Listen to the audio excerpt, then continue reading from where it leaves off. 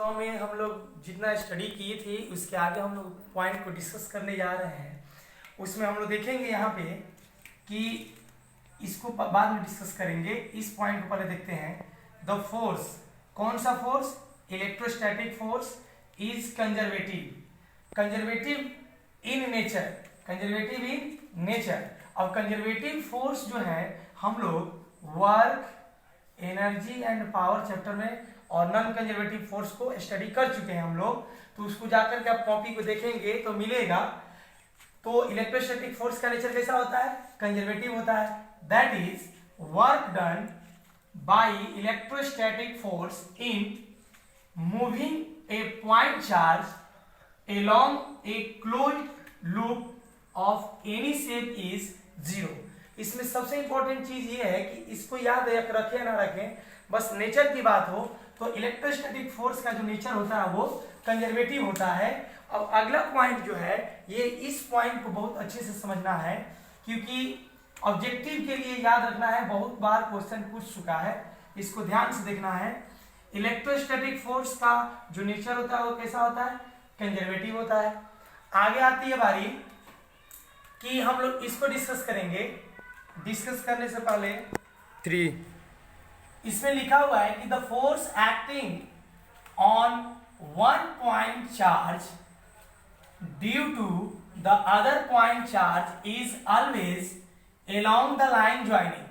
मतलब कि पहला चीज कि अगर ये चार्ज Q1 है और ये चार्ज Q2 है, अगर दोनों चार्ज का मैग्नीट्यूड सेम हो या दोनों चार्ज का मास सेम हो तो line joining these two charges, मतलब ये जो लाइन ज्वाइन होगा वो फोर्स इसी लाइन पर लगेगा और इसके कारण, इधर लगने के कारण इलेक्ट्रोस्टैटिक फोर्स को हम लोग सेंट्रल फोर्स भी कहते हैं। इलेक्ट्रोस्टैटिक फोर्स को क्या कहते हैं? सेंट्रल फोर्स कहते हैं। और सबसे इंपॉर्टेंट चीज कि ये जो फोर्स लगता है it is equal in magnitude. अगर Q1 के कारण Q2 को फोर्स लगा या Q2 के कारण Q1 को फोर्स लगा तो जो फोर्स लगेगा उसका मैग्नीट्यूड इक्वल होगा, लेकिन जो डायरेक्शन होगा वो क्या होगा? अपोजिट होगा।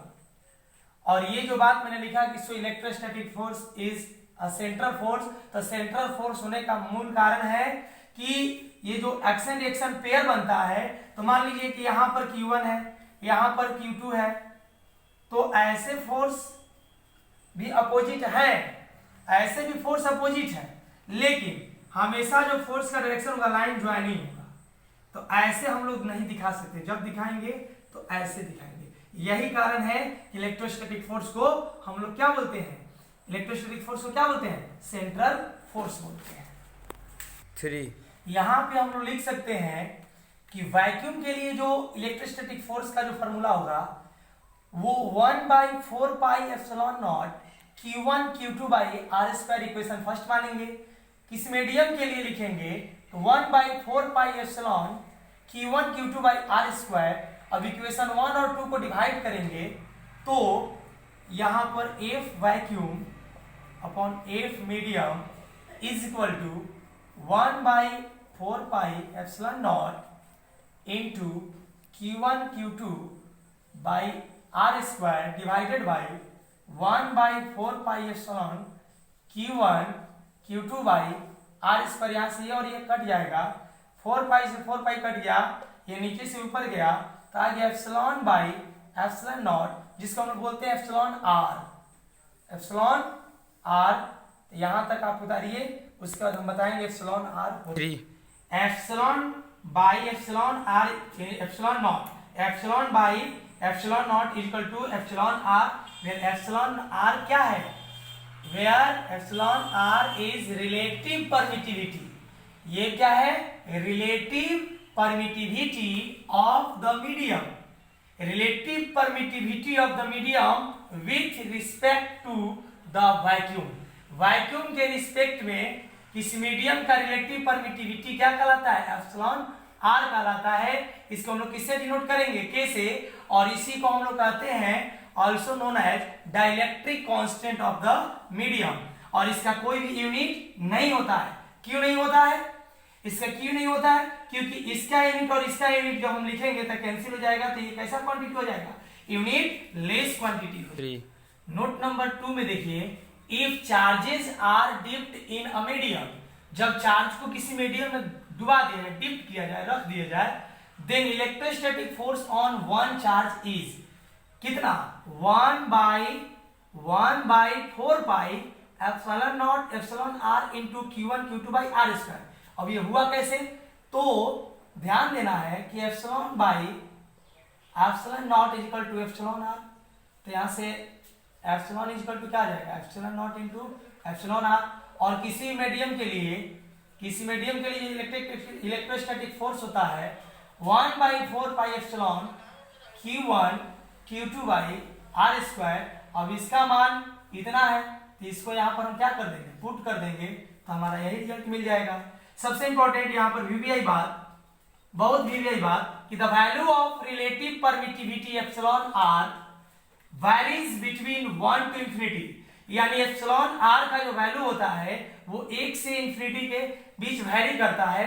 फॉर वैक्यूम के लिए कितना होता है, 1 होता है। एयर के लिए कितना होता है, नियरली 1 होता है। और किसी मेटल्स के लिए कितना होता है, एप्सिलॉन आर का वैल्यू इंफिनिटी होता है। 3 ठीक है, ध्यान दीजिए।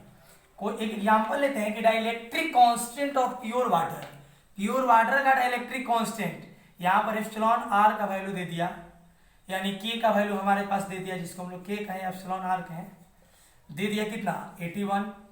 अब कह रहा है कि आपको एप्सिलॉन नॉट का वैल्यू पता है, कितना होता है, 8.854 इंटू 10⁻⁻12 कूलम स्क्वायर पर न्यूटन मीटर स्क्वायर। आपको निकालना क्या है, परमिटिविटी निकालना है। तो आपको पता है कि epsilon by epsilon naught equal to epsilon r, तो यहां से सॉल्व करेंगे तो epsilon equal to epsilon naught into epsilon r. अब एप्सिलॉन नॉट का मान यहाँ 8.854 इंटू 10⁻⁻12 और इसका मान कितना, 81। इसको सॉल्व कर लेंगे, हमारा क्या आ जाएगा, आंसर आ जाएगा। इसको अच्छे से सॉल्व करेंगे। ध्यान दीजिए, आप जानते हैं कि F इज इक्वल टू होता है कि Q1 Q2 by r square. अब इस रिलेशन को तोड़ें तो F proportional 1 by r square. अगर दो चार्ज पार्टिकल है Q1 और Q2 और डिस्टेंस की बात करें, अगर डिस्टेंस को हम उनके बीच का डबल कर दें, तो अगर इसको डबल करेंगे तो 2 यहाँ रखेंगे तो 2 का कितना हो जाएगा, 4, यानी 4 टाइम्स ये क्या हो जाएगा, डिक्रीज करेगा। क्योंकि जब ये बढ़ेगा तो ये घटेगा, जब ये घटेगा तो ये क्या होगा, बढ़ेगा। मान लीजिए कि हम दो चार्ज पार्टिकल के बीच के डिस्टेंस को हाफ कर दें, r/2 कर दें, तो जब हाफ करेंगे तो r/2 यहाँ रखेंगे तो यहाँ का वैल्यू 4 टाइम्स बढ़ जाएगा। इस बात को हमेशा याद रखना है कि डिस्टेंस के बढ़ने पर स्क्वायर टाइम, उसका जितना डिस्टेंस बढ़ेगा उसका स्क्वायर करेंगे उतना टाइम्स फोर्स क्या हो जाएगा, डिक्रीज करेगा।